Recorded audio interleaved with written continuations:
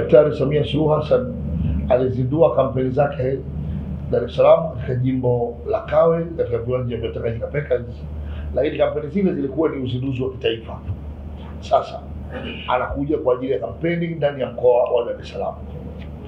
Kampeni katika mkoa wa Dar es Salaam tumezigawanya katika makundi matatu, ambapo tarehe 21 kuanzia asubuhi saa 3 asubuhi Daktari Samia Suluhu Hassan pamoja na msafara wake watafanya mkutano wa hadhara katika viwanja vya Leaders vilivyopo Kinondoni jijini Dar es Salaam.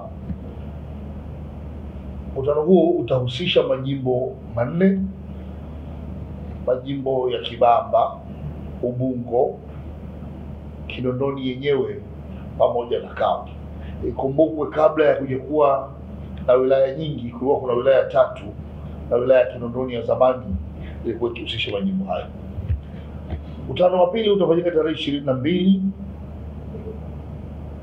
ambapo Daktari Samia Suluhu Hassan na msafara wake watafanya mkutano katika viwanja vya Kecha vilivyoko Kinyerezi katika jimbo la Segerea. Mkutano huo utahusisha majimbo yote ya mkoa ya wilaya ya Ilala, kwa maana ya Ilala yenyewe, Segerea, Ukonga pamoja na Kivule.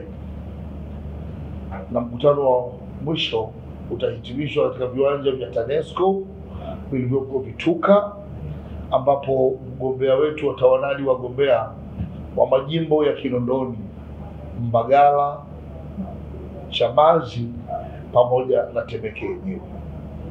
Mikutano hii itafanyika kwa mfululizo siku 3, na baada ya hapo Mheshimiwa Rais na msafara wake wataendelea maeneo mengine. Katika msafara huo atafuatana na katibu mkuu wa CCM pamoja na baadhi ya mawaziri wa kisekta kwa ajili ya kujibu kero mbalimbali za wananchi. Ilani ya uchaguzi ya CCM ya mwaka 2025 pamoja na dira na mwelekeo wetu wa 25 mpaka 50 vitanadiwa katika mikutano hiyo mitatu. Ninawashukuru sana, nawakaribisha wana Dar es Salaam, mabibi na mabwana, wenye vyama na wasio na vyama, waje wasikilize sera, waje wasikilize mwelekeo, waje waone mkataba wetu CCM na Watanzania wapi tunakusudia kuwapeleka. Hotuba zitakazojaa maendeleo, zitakazojaa upendo, zitakazojaa amani zitatolewa na viongozi mbalimbali wa chama chetu. Nirudie kuwahimiza wakazi wote wa Dar es Salaam na viunga vyake kushiriki uchaguzi mkuu kwa amani,